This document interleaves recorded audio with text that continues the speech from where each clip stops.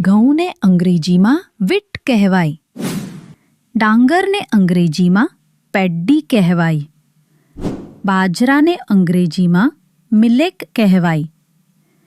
જવને અંગ્રેજીમાં બેરલી કહેવાય.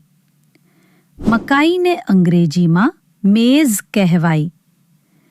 જુવારને અંગ્રેજીમાં સોરગમ કહેવાય.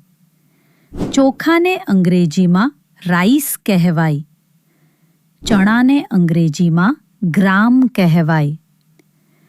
સોજીને અંગ્રેજીમાં સેમોલિના કહેવાય. ખસખસને અંગ્રેજીમાં પોપી સીડ કહેવાય. સાબુદાણાને અંગ્રેજીમાં સાગો કહેવાય. રાઈને અંગ્રેજીમાં રાઈ કહેવાય.